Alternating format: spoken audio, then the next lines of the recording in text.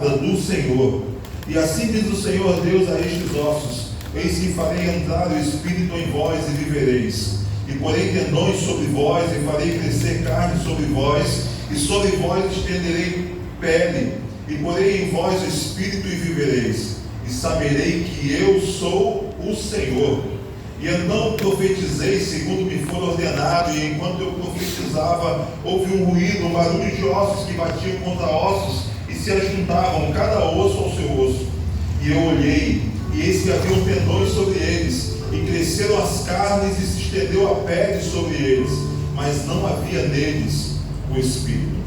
Então ele me disse: profetiza ao Espírito, profetiza ao Filho do Homem, e dize-lhe: assim diz o Senhor Deus, vem dos quatro ventos, ó Espírito, e assopra sobre estes mortos para que vivam. E profetizei como ele me ordenara, e o Espírito entrou neles, e viveram, e se puseram em pé, um exército sobre modo numeroso. Então me disse: filho do homem, estes ossos são toda a casa de Israel.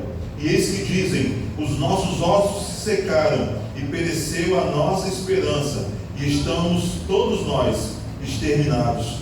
Portanto, profetiza e dize-lhes: assim diz o Senhor Deus, eis que abrirei a vossa sepultura, e vos farei sair dela, ó povo meu, e vos trarei a terra de Israel. Nós louvamos o teu nome, Senhor. E nesse momento nós queremos pedir ao Senhor para que seja o Senhor a direcionar a tua palavra sobre as nossas vidas, Senhor. Que não haja nada humano, mas apenas aquilo que o Senhor deseja falar à tua igreja, Senhor. Que a palavra não possa ser corrompida pelos sentimentos do nosso coração, ou por aquilo que pensamos ou deixamos de pensar, mas que seja apenas o teu Espírito Santo a impulsioná-la sobre cada um de nós, Senhor, para que se cumpra aquilo que nós acabamos de ler. Essa é a oração que nós te fazemos nessa noite, te agradecendo por cada um daqueles que aqui se encontram, e que, portanto, nossos ouvidos estejam atentos à tua voz, em nome de Cristo Jesus. Amém. Texto da palavra de Deus fantástico, no livro do profeta Ezequiel, no capítulo de número 37. E é sempre interessante quando nós olhamos para um texto de tão difícil compreensão, se nós apenas nos basearmos no capítulo de número 37, dos versículos de 1 a 12. Talvez essa história, de uma forma apenas jogada aqui, lida da forma como eu li, seja difícil compreender aquilo que estava se passando e a motivação que Deus estava colocando no coração de Ezequiel mediante aquela visão que ele teve naquele dia, e qual o ensinamento que isso pode trazer para as nossas vidas. E é por isso que nós precisamos compreender que aquele era um momento crucial na vida do povo de Israel. O povo de Israel estava vivendo dias difíceis, eles tinham sido levados para o cativeiro babilônico e já estavam vivendo ali por muitos anos, ao ponto de que aqueles que ali se encontravam já não tinham mais esperança. Eles já olhavam para o futuro e já não viam mais uma perspectiva de futuro. E os textos que nós lemos vai falar exatamente sobre isso, quando eles mesmos reconheciam a situação que eles viviam. O diagnóstico, irmãos, primeiramente era um diagnóstico de fraqueza espiritual. O Senhor sempre levantou profetas, e esses profetas sempre estiveram incumbidos de levar até o povo a palavra de Deus, uma palavra de repreensão, uma palavra de exortação, uma palavra de ânimo, uma palavra que pudesse ter a capacidade de fazer com que aqueles que estivessem ouvindo pudesse ser gerado neles vida. E é exatamente por isso que nós estamos aqui nessa noite, para que nós possamos receber vida por intermédio dessa palavra. É exatamente por isso que nós nos ajuntamos e estamos atentos agora, ouvindo a palavra do Senhor. É para que essa palavra gere vida dentro de cada coração. Hoje nós estávamos na parte da manhã falando sobre a disciplina, e a disciplina com foco não apenas daquilo que é o rigoroso acatamento de ordens, mas falando sobre disciplina, sobre o foco na correção. E nós hoje aprendemos a parte da manhã que Deus corrige a todos quanto ama. Todas as vezes que nós nos desviamos daquilo que é o caminho do Senhor, Ele vem com a sua vara e corrige o caminho, nos coloca novamente para o centro da sua vontade. E o Senhor sempre levantou profetas, homens capazes de poder chegar diante do povo e dizer para o povo aquilo que eles deveriam fazer, e colocar diante do povo e fazer com que eles pudessem refletir acerca dos caminhos errados que eles estavam vivendo. E talvez Ezequiel, antes de ser levado por Deus para essa visão, talvez Ezequiel olhasse para o povo e diagnosticasse algumas doenças, algumas patologias do povo, como talvez uma fraqueza espiritual. Eles estão se desviando, mas não é tanto desvio, talvez ainda dê para corrigir. Talvez a patologia ou a doença que está sobre ele agora seja algo que apenas um medicamento numa dosagem bem pequena consiga funcionar. Talvez apenas uma dipirona seja capaz de passar a dor de cabeça deles. Talvez apenas algo oral possa fazer algum efeito e possa surtir o efeito desejado para que eles possam novamente se voltar a Deus. E o Senhor sempre levantou profetas capazes de falar para o povo e de apontar para cada um deles aquilo que estava acontecendo. O Senhor levanta Isaías, e é interessante que uma das frases que sempre me vem na mente, porque por muitos anos eu participei do Ministério do Louvor e ainda participo do Ministério do Louvor, é que esse povo me honra ou me louva com os seus lábios, mas os seus corações estão aonde? Distante de mim. O profeta Amós vai dizer que assim diz o Senhor: todas as vezes que vocês se reunissem para poder cultuar, para a assembleia solene, eu não consigo ouvir o intrépito dos seus cânticos. Quando vocês pegam a guitarra enquanto abaixam o teclado para tocar, é como se Deus colocasse os dedos no seu ouvido para que não possa ouvir aquilo que está sendo tocado ou cantado, porque aquilo parte de homens que não honram a Deus. Mas é algo que pode ser corrigido. Ezequiel está olhando para o povo e está pensando que era algo que poderia de fato ser corrigido com apenas uma dosagem pequena de um remédio caseiro. Se os irmãos lerem o capítulo número 1 do profeta Isaías, os irmãos vão ver quantos e quantos pecados estão ali sendo numerados e coisas que eram praticadas pelo povo, e o Senhor está dizendo assim: ó, vocês estão doentes do pé à cabeça. Existe uma doença profunda no meio de vocês, e não é a doença que acomete apenas um dos órgãos, apenas um dos membros, mas ele vai do pé à cabeça. Os irmãos já viram alguém doente dos pés à cabeça? Eu nunca vi. Mas lê lá em Isaías para ver qual era o diagnóstico do povo. Vocês estão doentes.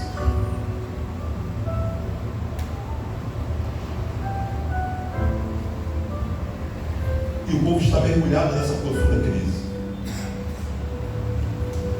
O Senhor tem levantado profetas, os profetas estão profetizando. Eles estão morrendo, outros estão surgindo, eles continuam profetizando. Esses profetas morrem e Deus levanta outros profetas e eles continuam profetizando. E olha que o diagnóstico é sempre os mesmos: vocês estão doentes. Até que um dia Deus chega para Ezequiel no capítulo de número 37. E a palavra de Deus nos diz que a mão do Senhor veio sobre ele e o levou pelo Espírito do Senhor para um lugar, um vale. E quando ele chega naquele vale, o profeta Ezequiel vai narrar, vai trazer uma narrativa para cada um de nós, dizendo que quando ele chega naquele vale, no meio daquele vale, aquele vale estava cheio de ossos. À primeira vista é algo incompreensível para o profeta. À primeira vista ele não sabe do que se trata. O Senhor o leva pelo Espírito de Deus e lhe coloca diante de um vale, no meio de um vale. Ele mostra muitos ossos, muitos esqueletos de homens. E no versículo de número 2 vai nos dizer que o Senhor faz com que ele agora consiga andar no meio daquele vale. Ele não está vendo apenas uma certa quantidade pequena de ossos, mas por onde ele anda no meio daquele vale, para onde quer que ele olhe, o que é que ele vê? Ossos e mais ossos. E a palavra de Deus nos diz que eles não estão apenas secos, mas eles estão sequíssimos. esse não é apenas um detalhe, mas esse é um detalhe importante, porque esse detalhe vai nos dizer que aqueles ossos que ele está vendo, que ele não tem compreensão do que é, eles não estão apenas mortos, mas não há nenhum tipo de sinal de vida.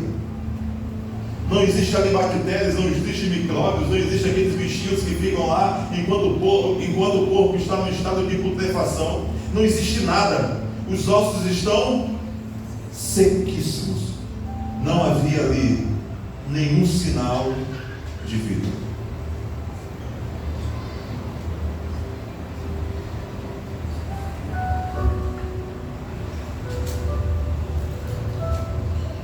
E era essa a profunda crise que o povo de Israel estava vivendo naquele momento. Lembra que no início eu contei para os irmãos que eles estavam vivendo num momento de uma crise profunda, espiritual, social, porque eles haviam sido capturados da sua terra depois que Babilônia foi lá e destruiu toda a sua nação e levou muitos deles cativos para a Babilônia.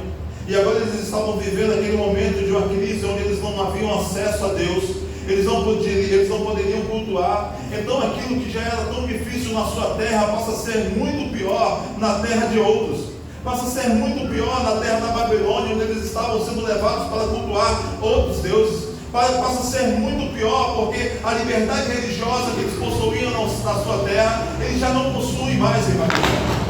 E aqueles homens que já estavam numa decadência muito grande espiritual, se aprofundam numa decadência, que agora quando eles olham para eles mesmos, o retrato que eles trazem no texto é que eles estão mortos.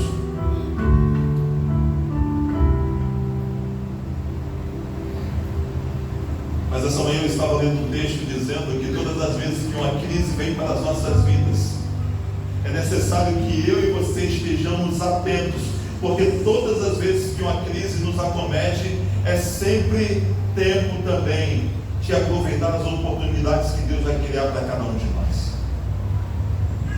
Para cada provação, o Senhor sempre nos tem dado um escape. Para cada dia mal, o Senhor sempre tem trazido para cada um de nós um momento também de bonança. Para cada crise que advém para cada um de nós, para cada abandono de fé, para cada aprofundamento numa crise espiritual, Deus sempre tem levantado um momento e tem nos dado oportunidades para poder vivenciar dias bons.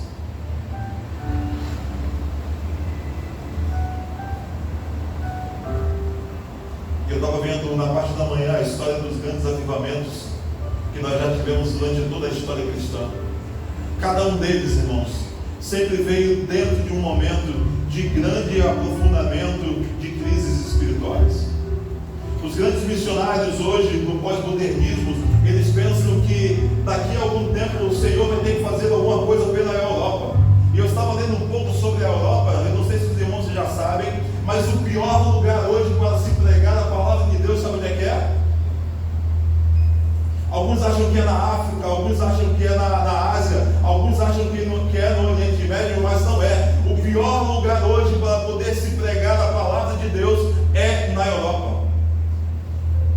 Sabe por quê? Já ouviu falar sobre isso, João?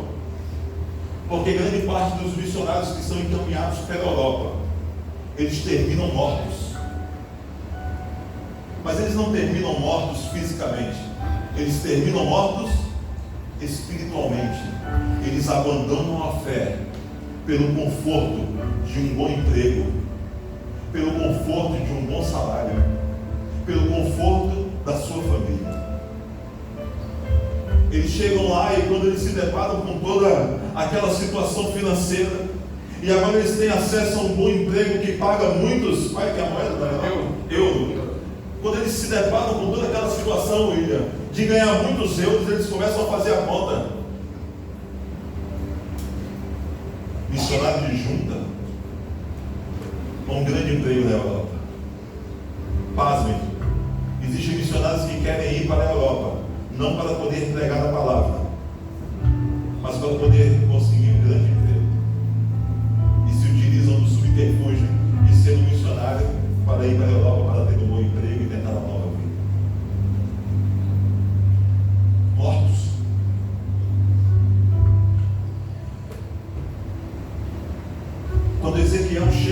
lugar. Essa é a visão que ele tem. A visão de compreender que para onde ele andasse e para onde ele enxergasse, ele só conseguia ver uma coisa: morte. Não precisava diagnosticar. O diagnóstico é simples, irmãos. Eu sei que tem uma médica aqui, que é a esposa do Edward, mas até eu que sou leigo saberia diagnosticar ali. Quando eu visse aquele esqueleto, o que veio na minha mente? Morte. Mas ele não está apenas seco, ele está sequíssimo. Mais morte ainda.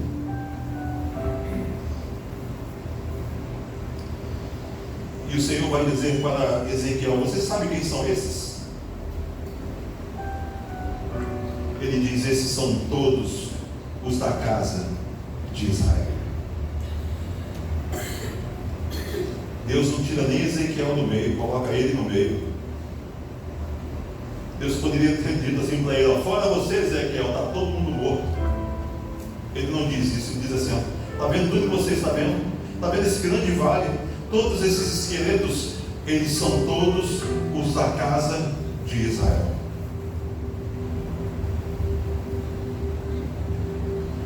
O diagnóstico de uma patologia ou de uma doença que pudesse ser sarada com uma pequena dosagem de um medicamento havia passado.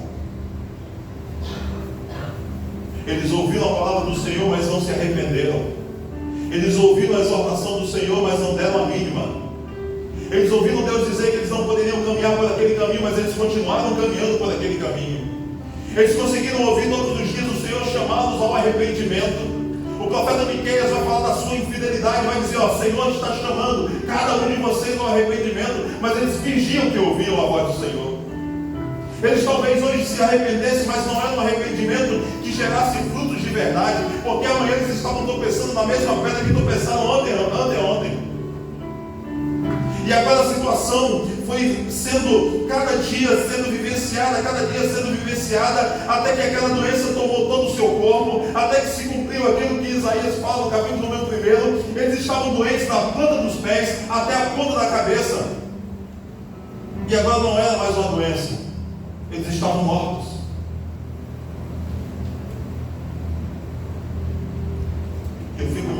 O que eu acho mais interessante é que o Senhor não coloca ninguém de fora e diz assim: são todos os da casa de Israel.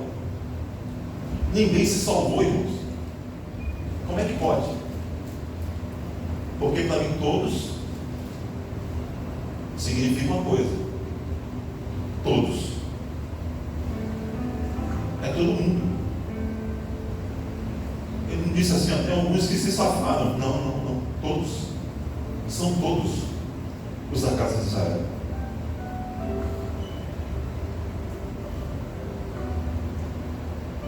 A doença foi se acumulando até que ela gerou morte naquelas vidas.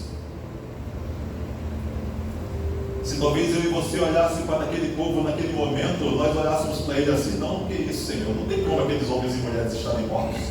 Eles cultuam o Senhor. Eles talvez escondidos cantem louvores. Eles ainda estão glorificando o teu nome. Senhor, não, eles estão mortos.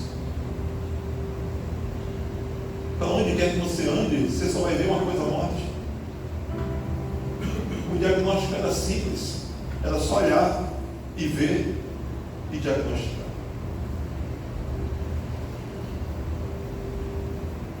Eu estava lendo algumas características que nos vai fazer compreender. E eu não gostaria de olhar para os irmãos. Eu gostaria de olhar para mim mesmo. Eu não quero olhar a sua vida. Eu quero olhar a minha vida. Eu não quero dizer ai do povo, eu quero dizer ai de mim que vou perecendo. Eu não quero apontar aquilo que cada um dos irmãos faz, até porque eu não conheço a vida dos irmãos, mas eu conheço a minha própria vida. E essa palavra, quando chega até mim, quando eu consigo olhar, eu digo: meu Deus, como pode homens que dizem ser de Deus, são povo escolhido de Deus, estarem todos mortos? Porque Deus não estava direcionando uma palavra a uma nação que não o conhecia. Deus não está direcionando essa palavra para um povo que estava já caminhando distante dele. Deus estava direcionando essa mensagem para aqueles que Ele mesmo o chamou.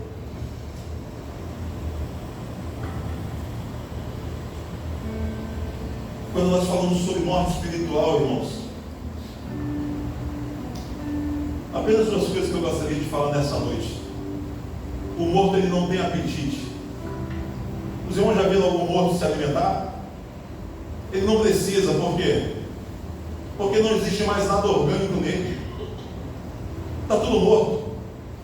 Ele não precisa crescer. Ele não precisa ter saúde. Ele não precisa desenvolver algumas coisas no seu corpo. Ele não precisa de nada disso. Porque ele está morto. E o primeiro sintoma que nós vemos em pessoas que talvez possam estar andando para cima e para baixo, fazendo todas as coisas da igreja, mas que não tem apetite espiritual, que não tem prazer na lei do Senhor, que não medita na lei do Senhor, que não conhece a lei do Senhor. Mortos espirituais que não possuem apetite, que são insensíveis. Homens e mulheres de Deus que estão todos os dias na igreja, e eu me coloco no meio desses homens, do primeiro deles, que muitas vezes ao ouvir a voz do Senhor, os seus corações não tremem, que ao ouvirem a exortação do Senhor, eles sequer se colocam diante de Deus como aquele que acabou de ser acusado. Antes fica com raivinha do pastor lá na porta. São insensíveis. Deus nunca fala com eles. Deus fala com o filho, com a esposa, com o marido, mas nunca com eles. A palavra de Deus nunca os constrange. E não os constrange porque são insensíveis. E são insensíveis porque estão mortos. Deus está dizendo para Ezequiel: esses são todos os da casa de Israel. Passaram tanto tempo brincando de ser crentes, que hoje estão insensíveis. Tinha uma palavra de um amigo meu, o irmão Alexandre, que ele dizia: não brinca de ser crente, porque o diabo não brinca de ser diabo. Depois de um tempo de igreja, eu modifiquei essa frase: não brinca de ser crente, porque Deus não brinca de ser Deus. Quem matou aquele povo? Quem matou? Foi Deus. Os entregou aos seus próprios desejos. Ele repreendeu uma vez, ele repreendeu 2 vezes, ele repreendeu 3 vezes, talvez 4 vezes, 5, 10. Mas um dia os entregou aos seus próprios desejos. Você vai viver a sua vida conforme você quer viver. Lembra do filho pródigo? Quando ele chega para o seu pai, ele pede a parte da herança. O que o pai diz? Nada. Ele entrega o seu filho aos seus próprios desejos. E por um momento foi bom, não foi? Farreou a vida, fez tudo o que queria. Tudo o que queria. Até um dia que ele se encontrou como? Morto. Aquele jovem estava andando de um lado para o outro, mas estava morto. Morto em seus delitos e pecados.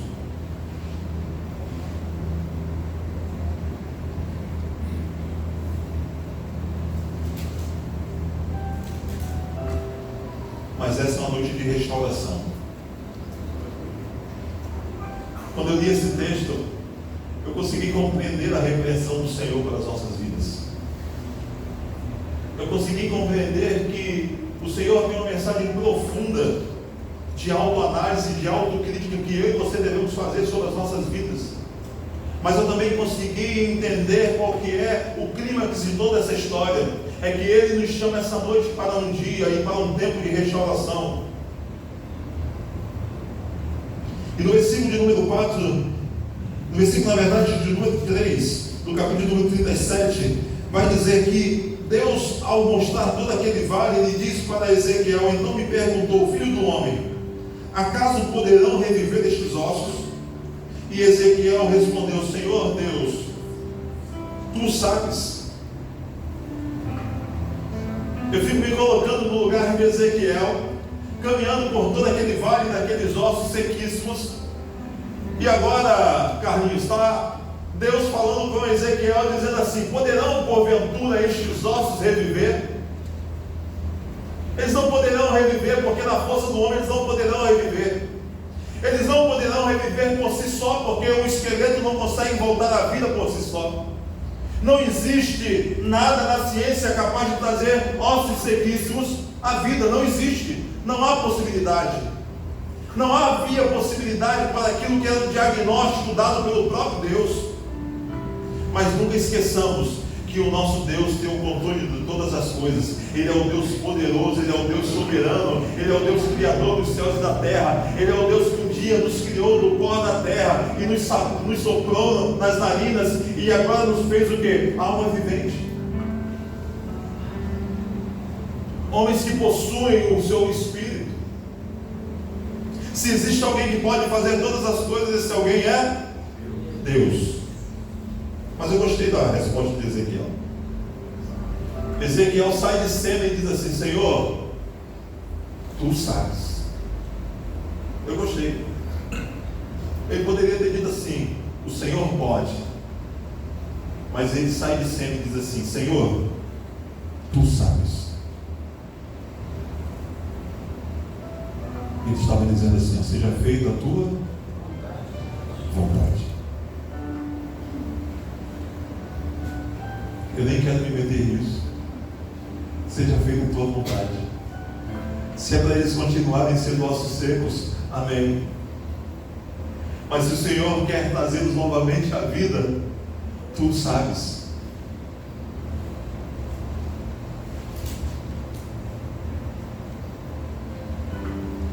Quando nós falamos sobre uma restauração que o Senhor Deus tem para cada um de nós, o agente dessa restauração só pode ser Deus. Não há como profetas fazerem isso, irmãos.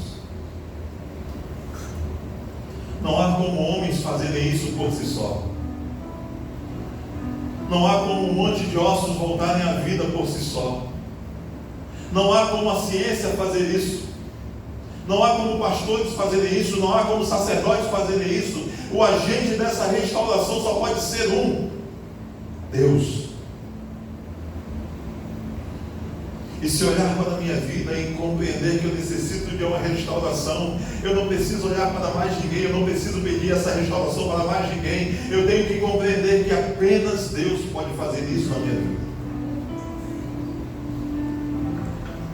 Lembra da falta de sensibilidade que nós falamos? Eu não sei se você já passou por isso. Mas às vezes nós chegamos na igreja, nós cultuamos ao Senhor, nós saímos como se nada tivesse acontecido. Isso fica uma coisa ritualística, dia após dia. E nós viemos ao culto, nós louvamos e glorificamos o nome do Senhor. Nós ouvimos a sua palavra e saímos daqui dia após dia como se nada tivesse acontecido.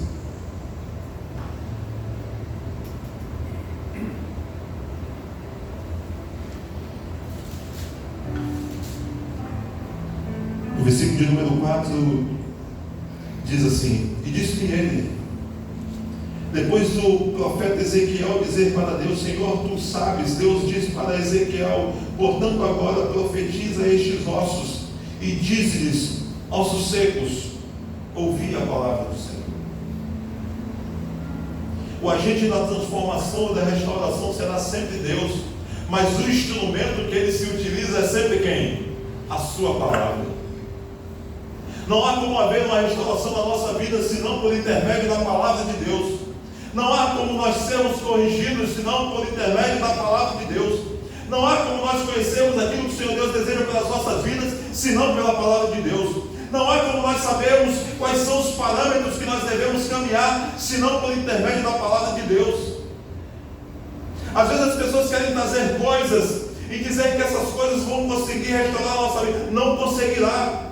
Existem coisas que apenas Deus pode fazer nas nossas vidas, e se eu e você precisamos de uma restauração, somente Deus pode conceder essa restauração para cada um de nós, por intermédio da sua palavra.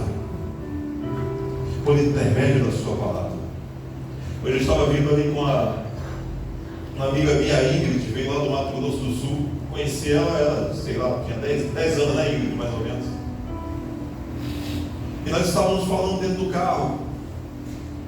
Hoje as pessoas estão em busca daquilo que agrada ao seu coração. E muitas vezes que aquilo que agrada aos nossos corações não é a palavra do Senhor. Porque se tinha alguém que gostava de desagradar os seus ouvidos, era quem? Jesus. Jesus adorava falar aquilo que as pessoas não queriam. Jesus adorava colocar o dedo na ferida do ser humano para fazer ele despertar para aquilo que era a verdade. Jesus adorava dizer para um certo jovem, quando ele chegava diante do Senhor e dizia: Senhor, desde a minha mais tenra idade eu tenho guardado todos os teus mandamentos, eu tenho sido bondoso, eu tenho feito grandes coisas. Aquele era um judeu, com certeza dava um dízimo bem alto lá na sua sinagoga. Com certeza ele cumpria a lei, porque ele estava diante de Jesus e disse: eu cumpro a tua lei toda, sempre cumpri.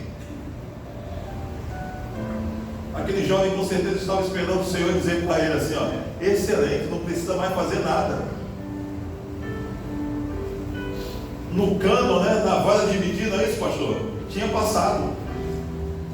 Naquela varinha lá da turma da Xuxa, né, quando você assistia, que passava por baixo, tinha passado tranquilo, estava lá em cima e passava por baixo. Mas Jesus, adorando falar aquilo que as pessoas não queriam ouvir, disse para ele assim: só te falta uma coisa, vai, vende tudo que você tem, dá aos pobres, divide para os pobres, aí depois você vem, Jurandir, e me segue. Olha o evangelho coach aí. Adorava desagradar, né, as pessoas. Mas havia um sentido. O sentido era fazer com que ele olhasse para dentro dele e soubesse que ele não era bom. O sentido de uma restauração nas nossas vidas é fazer com que eu e você possamos olhar para dentro de nós mesmos e saber que nós não somos bons.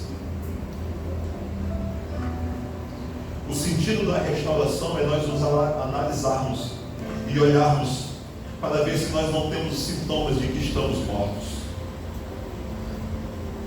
O sentido de uma restauração na nossa vida, que só pode vir por intermédio de Deus e por meio da sua palavra, é para que eu e você possamos olhar para dentro de nós mesmos e compreender aquilo que de fato nós somos e a forma como nós temos caminhado. E nós falamos sobre apenas 2 sintomas, mas quantos sintomas nós podemos falar sobre quem está morto? Mas Isaías, o profeta Ezequiel, está dizendo para o Senhor que ele sabia o que poderia acontecer. Ele colocou toda a sua previsibilidade nas mãos do Senhor e saiu dizendo: Senhor, tu sabes que se cumpra a tua vontade. Eu sei que o Senhor pode todas as coisas. Eu sei que não há nada que o Senhor não possa fazer. Eu sei que basta apenas uma palavra e as coisas podem acontecer. Eu sei que o Senhor não precisa sequer dar uma palavra e também irá acontecer.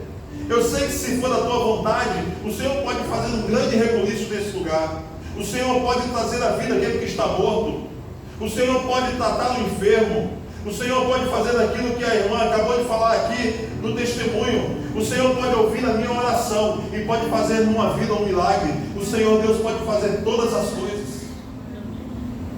Sabe por quê? Porque Ele é o centro de todas as coisas e Ele é o sustentáculo de todas as coisas. Porque todas as coisas só existem por intermédio e por meio de Cristo. E se não fosse Ele, nada do que se fez estaria feito agora. Se não fosse Ele, nós não estaríamos aqui. E o Senhor diz: ó, profetiza estes ossos e diz-lhes: ossos secos, ouvi a palavra do Senhor.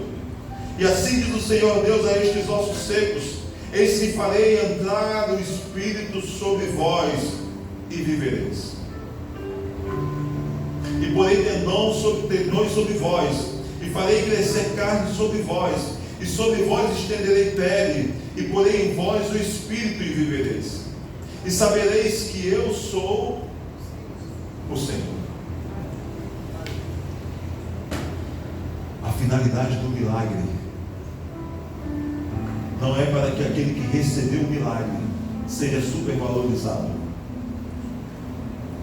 mas é para saber que aquele que é o agente do milagre é o Deus Todo-Poderoso que pode todas as coisas.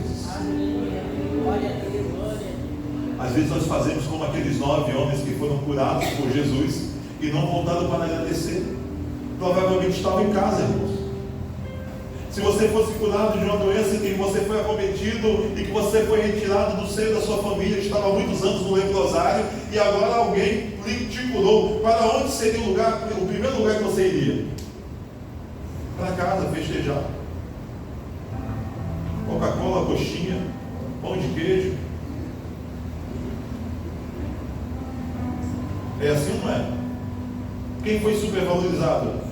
Quem fez o milagre ou quem recebeu o milagre? Quem recebeu o milagre. Mas quando nós recebemos o milagre do Senhor, não é para que eu e você sejamos supervalorizados, mas é para que o nome do Senhor seja engrandecido. É para que o Senhor Deus, que agiu em nós com aquilo que era a sua vontade, possa ser engrandecido e o seu nome reconhecido por toda a terra. Não há sequer um milagre que o Senhor fez porque ele era bonzinho. Esquece isso, não, o Senhor fez porque ele era bonzinho, não. Ele fez para que o nome do Senhor fosse engrandecido. Ele fez para que aquele que foi o agente do milagre ou da restauração fosse supervalorizado e engrandecido. E ele vai dizer: e sabereis que eu sou o Senhor. Se eu fizer essa grande obra na vida de Israel, vocês saberão que eu sou o Senhor. Se eu restaurar a vida de Israel, vocês saberão que eu sou o Senhor. Porque não há possibilidade de um morto voltar à vida se não for por intermédio do Senhor. Só quem pode dar a vida é aquele que gerou a vida. Só quem pode conceder novamente a vida é aquele que um dia gerou essa mesma vida. E ele vai dizer assim, que naquele momento, ao ouvir a palavra do Senhor, o profeta, que não era bobo nem nada, Ezequiel, esperou Deus dizer. Não é assim que o profeta fazia? O profeta não é boca de Deus? Então ele ouve e depois fala. Ele é um arauto. Ele ouve a voz e depois fala. Depois que Deus fala para ele tudo aquilo que ele iria falar, aí ficou fácil para o profeta. Versículo de número 7 diz assim, ó: então eu profetizei segundo a minha vontade. Não. Então eu profetizei segundo o que me fora ordenado. E enquanto Ezequiel profetizava, houve ali um ruído, um barulho de ossos que batiam contra ossos, e se ajuntava cada osso ao seu osso. Imagina aí, irmãos, a visão. Quando eu falei aqui do esqueletinho, né, mas parece agora pelo texto que não era os esqueletinhos bonitinhos, né? Tinha osso do Anderson ali, osso do... estava tudo misturado. Quando o profeta começa a profetizar, a palavra de Deus nos diz que houve agora naquele lugar um grande ruído, e o barulho de ossos que batiam contra ossos, e se ajuntava cada osso ao seu osso. Os ossos foram se procurando ali, cada um, aquilo que era do irmão fulano, ela estava ali, estava tudo junto, e eles foram agora formando um corpo. E ele olhou, e eis que havia tendões sobre eles. Olha o milagre do Senhor. Agora já não são mais apenas ossos. Olha o milagre do Senhor, trazendo à existência aquilo que não existe. E agora, quando ele olha, eis que tendões estavam sobre eles, e começaram a crescer carnes, e se estendeu a pele sobre eles, mas eles ainda estavam mortos. Por que eles estavam mortos? Porque não havia neles o Espírito de Deus. Porque todo homem que não possui o Espírito está morto. Essa não é a morte física, mas é a morte espiritual. Às vezes nós estamos andando, irmãos, para cima e para baixo. Pega um ônibus, vai para o centro, volta, pega uma van, vai para não sei para onde, faz isso, trabalha de 8 às 10 da noite. Mas não tem o Espírito de Deus. Está morto em seus delitos e pecados. Tem tendão, tem carne, tem pele, mas ainda falta o Espírito. A restauração que o Senhor Deus quer fazer para as nossas vidas nessa noite é de colocar dentro de nós o seu Espírito. Porque não vale nada ossos, carnes, tendões e pele se não houver o Espírito de Deus. Não há nada mais importante nas nossas vidas além do Espírito de Deus. Às vezes nós temos tudo, irmãos, mas não temos aquilo que é o mais importante. E se não temos o Espírito, não temos vida. E se não temos vida, estamos mortos.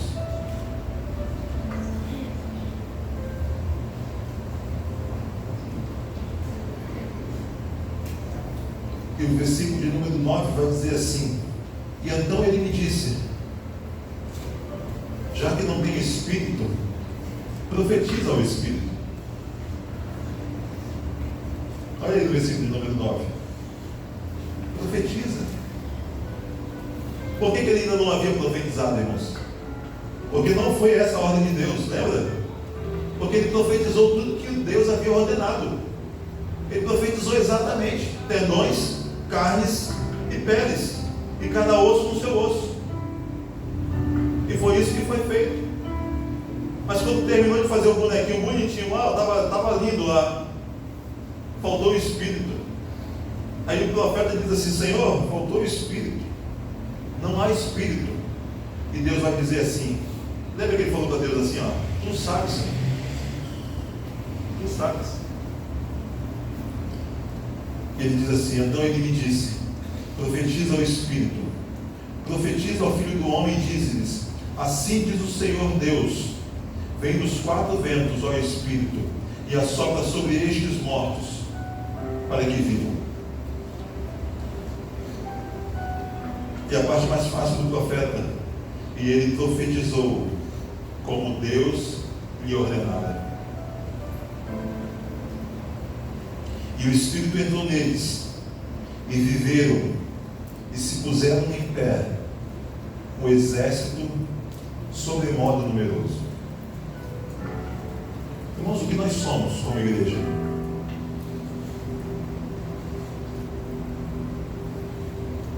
O que o Senhor Deus quer de cada um de nós é que nós sejamos um exército. Quando Deus restaura a vida de Israel, quando Deus está agora trazendo uma vida para aqueles homens, não é para que apenas eles vivessem, mas é para que eles pudessem se formar um grande e poderoso exército. Para que eles pudessem novamente ser incumbidos naquilo que era a responsabilidade de cada um deles, que era levar o nome do Senhor. Quando o Senhor nos transforma em exército, não é para que eu e você possamos olhar para os nossos braços e pensarmos que eu e você podemos fazer qualquer coisa. Não é para isso. É para que eu e você possamos cumprir a nossa missão, o propósito que Deus estabeleceu na vida da igreja. Nós não estamos apenas vivos e recebemos apenas o Espírito de Deus para sermos crentes super poderosos. Não é para isso que o Senhor Deus nos chamou, mas para poder cumprir o seu chamado e o seu propósito, para cumprir o propósito da vida da igreja, para que esse bairro possa ser impactado pelas nossas vidas, pela vida dessa igreja.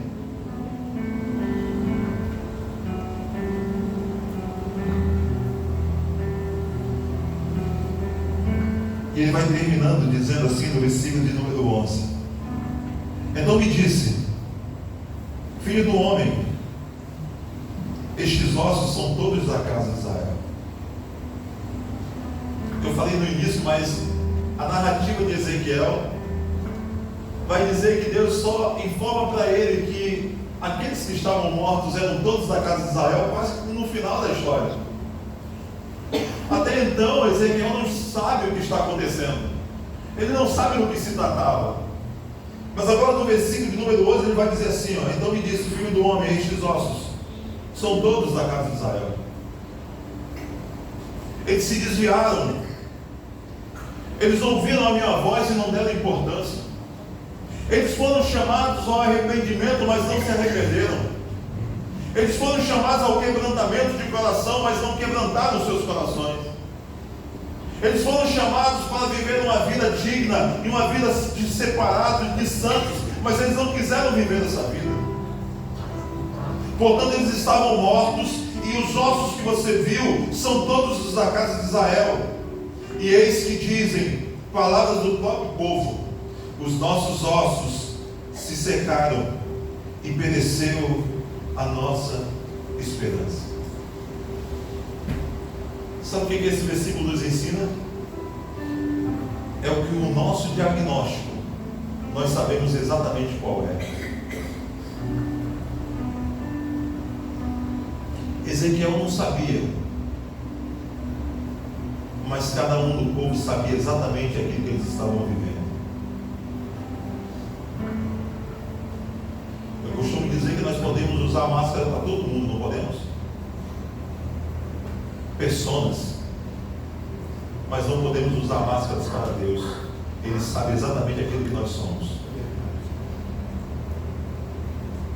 Nós podemos colocar uma para o marido, para a esposa, o filho, para alguém do trabalho, para outra pessoa, mas o Senhor, quando olha, não olha na máscara não, ele olha o que tem por trás da máscara. E o diagnóstico de Deus é o mesmo diagnóstico que nós podemos fazer de nós mesmos. E ele diz assim, ó, eis que o povo diz, o povo de Israel, irmãos, que estavam lá na Babilônia, lembra do início da mensagem? Eles estavam cativos. Eles tinham sido derrotados e muitos deles estavam espalhados pelo mundo e alguns estavam cativos na Babilônia. E eles estão dizendo assim, olha só o diagnóstico que eles estão fazendo deles mesmos. Os nossos ossos se secaram. Deus leva Ezequiel para ver um vale de ossos secos. Ezequiel não sabe do que se trata, mas o povo sabia do que se tratava. Cada um deles sabia. Eis que os nossos ossos se secaram e pereceu a nossa esperança.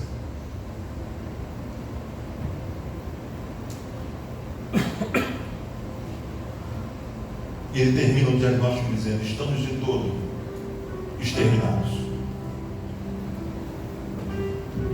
É simples. Neemias está no castelo de Artaxerxes, Neemias capítulo 1. Um dos seus irmãos, Anani, passa pelo castelo para tomar um copo d'água para poder seguir para a terra que ele estava fugindo. E quando ele chega ali, a palavra de Deus nos diz a Neemias capítulo 1 que ele conversa com Anani e diz assim, como é que está Jerusalém? E como está toda aquela terra que foi assolada? É interessante que o diagnóstico de Anani, ele vai dizer o seguinte, olha só, está numa miséria profunda. Os muros da cidade foram derrubados, as portas foram queimadas. O povo está espalhado por toda a terra e os poucos que ainda sobreviveram e que vivem lá, vivem profunda angústia e miséria. Eles não têm esperança. Não há esperança para Israel. Não há esperança para nós. Os poucos que estão lá estão fugindo porque não há esperança.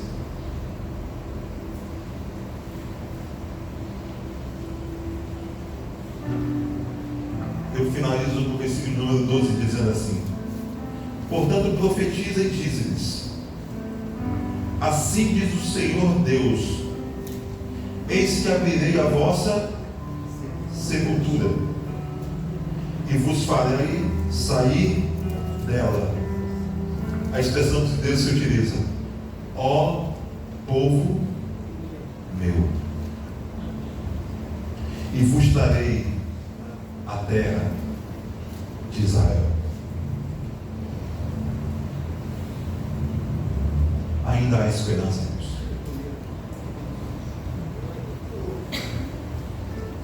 Não há nada que Deus não possa mudar. Não há uma condição na nossa vida que Deus não possa transformar.